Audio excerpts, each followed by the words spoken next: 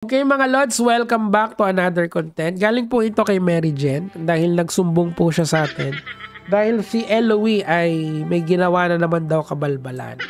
Sabi ni Mary Jen dito, Sir, hi Sir Nico. Isa ako sa mga followers mo, thank you so much. Pwede niyo po bang i-call out tong si Eloy sa sinabi niyang INC siya? Kahit hindi naman, well, a little bit of background lang ha. Kasi dati akong INC mga Lods. Meaning to say, dati akong INC. Meaning to say, dati akong sumasamba and I believe ako ay doktrinado at umaattend ako nun sa kabataan. Kasi dalawa yung pagsamba ng INC. Isa para sa mga adults, isa para sa mga bata.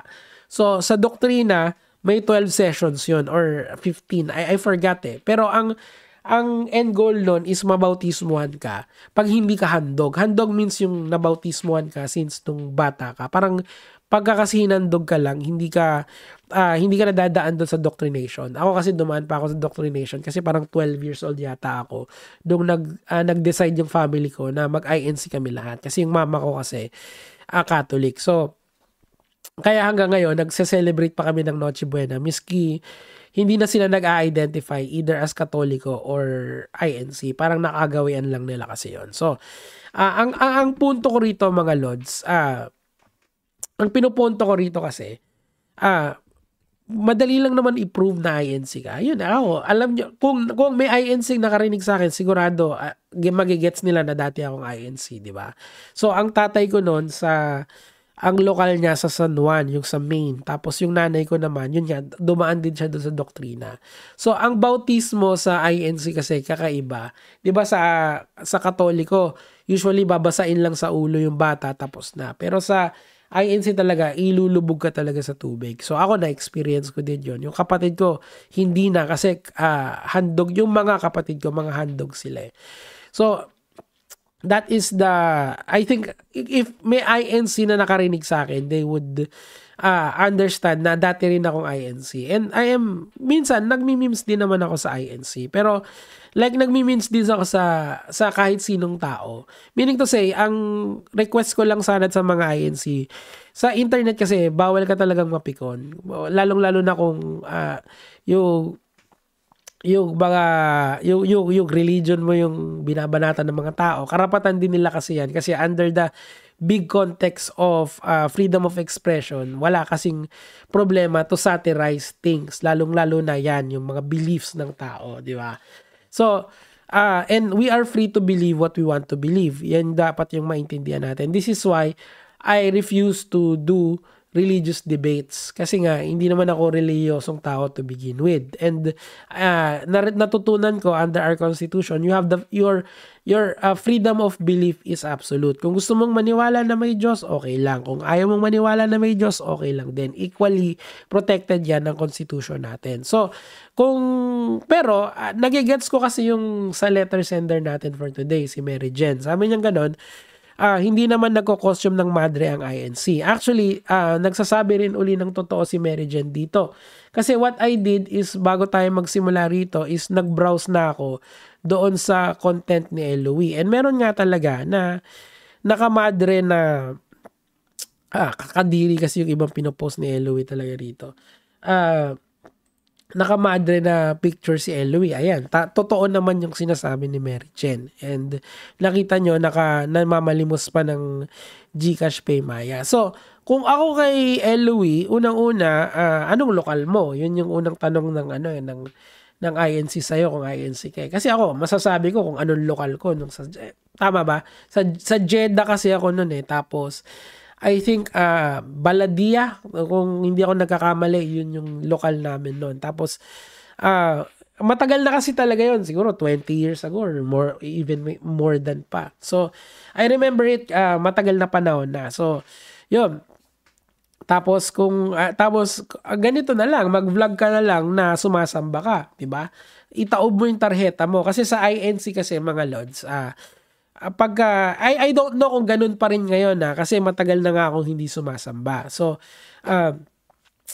sa INC kasi itataob mo yung tarjeta mo. na tinatawag. Parang attendance yon na alam ng mga diakono and diakonesa na or yung acolytes yata yung English doon na ah, sorry kung mali yung translation ko na humihingi na ako ng paumanhin agad para hindi sumama yung loob nyo kung mali yung recollection ko. I-correct nyo na lang ako dyan sa baba, syempre. So, binabaliktad nila yung tareta mo. Ibig sabihin, sumamba ka noon. Kasi, I believe, ang idea kasi sa INC, dalawa yung date ng pagsamba. Kung hindi ka pwede sa Thursday, baka pwede ka sa Sunday. Ayun yung idea dun eh. So maraming chance na makasamba ka. So pag hindi ka sumamba, ang gagawin ng mga diakonesa and diakono, tatanungin ka bakit hindi ka sumamba, di ba? Of course, that's because in fairness kasi sa INC, mataas yung level of accountability nila. Yun yung pinopromote nila sa kanilang mga members. Unlike sa mga Katoliko, kahit hindi ka magsimba ng isang taon, okay lang eh. Basta kukumpletuhin mo lang yung simbang gabi or something like this. Of course, that is frowned upon. But the problem with the Katoliko and the INC, ang INC kasi very strict sila sa members nila. Kaya, siguro ang offshoot niyan or ang symptoms niyan is that kaya ito na yung sasabihin ko rin, I will also criticize ang INC kasi para lang fair tayo dito sa commentary natin. So sa sobrang strict nila, sometimes yung black voting talaga na pupush, which is yun, hindi ako okay doon. And I think my mother doesn't like it as well. Pero yung tatay ko, syempre laking INC yun, i-insist niya kung bakit ganun. Okay, so ang pinapoint ko rito, kaya pinapakita ko kasi sa inyo, hindi nagsisinungaling si Miss Jen dito about dito. And of course, as you know, as former INC, siguro gets ko yung pinanggagalingan ni Ma'am Jen dito. We respect every religion, pero kasi siya yung hindi naman INC, sinabi niyang kaanib siya, okay? Patunayan niyang INC sa anak ko. Yan ang wag mong gagawin. Ako kasi, any INC na makakarinig doon sa mga sinabi ko, alam niya ay si Nico, sure ball yan. Ang tawag nila yata sa akin ng lamig eh, or hindi, yung tatay ko kasi technically hindi siya tiniwalag, so hindi rin ako tiniwalag, pero de facto na yata eh, hindi ko lang sure eh. Pero I believe meron kasi akong tenant dati na naging INC, tapos meron mga diakono na pumunta rito, tapos inoferan ako ng mga diakono na kung gusto kong magbalik loob. Sabi, ang sagot ko doon kasi, depende sa tatay ko. Kasi, malaki yung respeto ko sa tatay ko pagdating sa religion eh. Siya lang yung hindi ko kinokontra. Okay, ganun ako. My father is really intelligent dahil engineer yun eh. Ako, P6 lang ako eh. Kumbaga siya, hands-on siya sa mga inaaral ko eh. Iba lang talaga. I was supposed to work for him eh. Kaso tinanggihan ko kasi alam kong very strict siya. na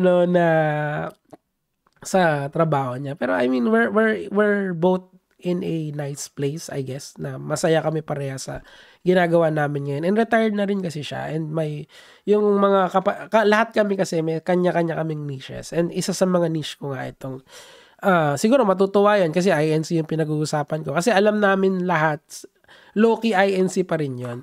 Kasi nanay ko kasi, sigurado, kasi nakabakasyon lahat sa Canada eh, except ako kasi meron ako mga shit na ginagawa dito sa Pilipinas eh. So, hindi ako sumama, pero lahat sila nasa Canada ngayon. So, sure ako, sa Noche Buena, magse-celebrate lahat ng pamilya ko. Lahat sila doon, except tatay ko. Magagawin niya matutulog. Bakit? Maaga tulog ko, INC, Ano yan? Old habits yan. Seryoso, like, nagpadala kasi ako ng pulveron doon. Teka lang. Saan ba yun? Teka lang. Nagpadala ako ng pulveron doon at saka ganito. Itong pork dinuguan. Kasi gusto ng nanay ko to eh. Yung galing ng Goldilocks. Pero, maayaw niya. Sabi, magalit si daddy niya. Ay, bahala siya. Gumanon siya. Sarap-sarap nun eh. Pero gets nyo, kasi parang nag-revert na lang sila doon sa dati na lang mga religion nung hindi na umano si daddy eh. Pero you know, I respect my father a lot when it comes to religion and sa intellect niya kasi matalino talagang tao yun eh. Sana nga naman ako kahit yung ano niya, yung prowess niya sa math. Kasi magaling siya talaga sa sa electronics. Yun yung mastery niya talaga eh. Ako hindi eh. Dito ako dito ako masaya sa daldalan eh. Daldalan about kay Eloy. Ayun, napikon lang kasi as a member of INCN. Wait, mali ako nang binasa. Patunayan niyang INC siya. Yan, no? Madali lang. Mag-vlog ka. Tawag dito, Eloy. Madali lang yan. Mag-vlog ka lang. Tapos tataob mo lang yung tareta mo. Meron pa bang tareta ngayon? Paki-correct nga ako dyan sa mga nakikinig sa aking INC. Napikon lang kasi as a member of INC. Ako, aaminin ko naman, and I would like to apologize kung paminsan tinotroll ko kayo. Pagpasensyahan nyo na, ganun lang talaga ako. Lalong-lalo na sa black voting. Doon lang talaga ako naiinis sa religion nyo eh. Pero it is what it is. Kailangan kong panindigan yon na ayoko, gusto ko yung right to suffrage nyo is a personal choice, hindi as a black. So, that is my argument doon. Yung sa constitution yung pinupush ko. Anyway, pero that's neither here nor there. Iba yung usapan natin eh. Dati nag-send ako sa kanya ng 100 sa GCash, tapos sabay block sa akin. Ako nga, 2 pesos sinole. Tapos yung 169 at saka 269 hindi sinole.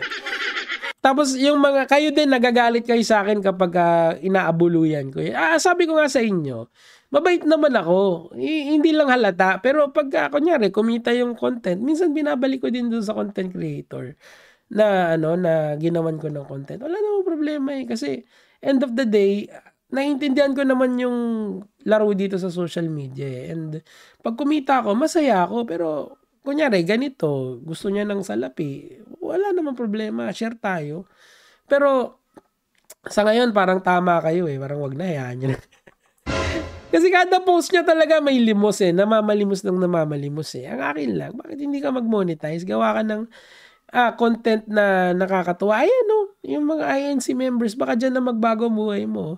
Alam mo, kung ako, siguro lang kung ang naging sentro ng content ko is INC, siguro mas solido yung magiging content ko. Kasi solid talaga ang INC. I'm not saying this to kiss up sa mga INC ha. Kasi nangungupal din naman ako ng INC. Alam nyo naman yan. Pero sinasabi ko lang na solido talaga sila when it comes to supporting their own. Di ba si Katon Ying, di ba? Isang example niyan. Yan, si Katon Ying, kahit anong sabihin niya, nandyan pa rin yung INC Black para suportahan yung content niya, di ba? Minsan, inaaway ko si Katon Ying, di binabanatan niyo ako. Ganun talaga. Ganun talaga, di ba? Tuloy natin. Dati, okay, naaawa kasi ko. Wag na tayong maawa, Miss Mary Jen. Iabuloy mo na lang yan sa sa susunod na pagsamba mo hanggang sa nairitan talaga ako sa kanya. Anyway, pasensya na po. Napahaba sinabi ko. Hindi, nagpapasalamat ako sa iyo kasi may content ako. Sana po mabasa nyo. Salamat po. Kinontent pa kita. Palakpakan. Kumita na naman tayo.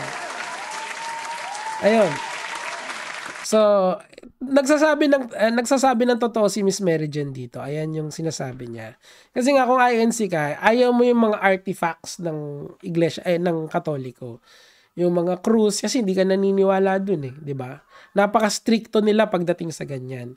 Lalo na pagkakakitaan mo pa. So, it's a definite no-no sa kanila. So, Eloy, ang challenge na lang natin sa'yo. Sabi ko nga sa inyo, ako at saka yung ibang content creator, anuhin mo, balagbagin mo, pero wag yan. Promise ko sa'yo, wag yan mga yan. Pag yan mga yan ay, ito lang tip ko lang sa inyo sa INC, pwede pang medyo imim yan eh. Pwede pa yan eh. Yan, yung kunyari, yung sa dinuguan, yung nakukulitan tayo sa dinuguan. Kumbaga yung iba, sakay na rin sa memes na ganyan. Pero yung ganyan, yung gagamitin mo, sasabihin mong INC ka. Kasi meron din siyang proof na ito. Teka, ito mas malinaw yung kopya. Teka. Ayan bawal po sa amin bilang kaanib ng Iglesia ni Cristo. Pinagbabawal kami mag-promote ng online gambling. Magsuot ng pang-madre, di ba? Bawal namin pasukin yan. Ayan. Dami inggit sa post ko. Nagpadala na lang kay G. So, patunayan mo sa kanila na ikaw ay INC. Ako, pag narinig ng kahit sinong INC yung sinabi ko, alam nila na dati akong INC. Ano yan? Legit yan. Oh, kahit na tanungin mo pa yung sa baladiya. Mismo yung tatay ko magpapatuloy sa inyo. Kasi yun, ano yun, matagal ng INC yun si daddy eh. Pero ang pinapoint ko rito, gets ko naman. Ako hanggang memes lang ako. Minsan, yung mga Manalo memes, hindi ako nag-share ng Manalo memes eh. Takot din kasi ako. Duwag din ako. Aminin ko naman, duwag ako. Yan, isa yan, INC. Yan, wag mong babanatan yan. Kung babanatan mo, ano lang, jab lang, kiliti lang, kiliti, ganun lang. At saka yung kalaban ni Haring Manggi nung isang araw, mga maranawag, wag yun. Wag yung mga, ano na yun. Oh, Nico, bakit ka hindi ka nagbibiro sa Muslim? Anong bibiruin ko sa Muslim? Wala naman silang, alam mo, ang mga Muslim kasi, in fairness sa kanila, hindi sila nakikihalubilo sa kahit anong bagay. At saka, may mga Muslim na anti-Duterte din. Doon kami. Oh. Doon sa mga bahala kayo dyan, di ba? Pero, at saka ako, pag talagang, promise ko sa inyo, pag ang kinarga ng INC ay hindi si Sara Duterte, a-attend ako kahit isang kahit isa. Kasi ang naririnig ko, hindi daw si Sara Duterte yung kakargahin nila sa 2028 eh. Parang iba daw. Yun ang rinig ko hindi ko sure Mga galing yan sa Tweety Bird ko Kasi may Tweety Bird sila, may Tweety Bird din ako. Hindi naman pwedeng lahat kayo may Tweety Bird. Anyway, sana meron dyan nag-enjoy kayo sa aking litanya. Louie, i-content mo na. At least yung magtaob ka lang ng tareta, tas anong lokal mo? Yun yung mga tanong dyan Anong lokal mo? Magtaob ka ng tareta at saka sumamba ka. Baka kasi yun na yung baka yun na kasi yung magpapabago sa buhay mo kaysa mamalimos ka online. Yun lang naman po yung sa akin for today, gaya mga lods.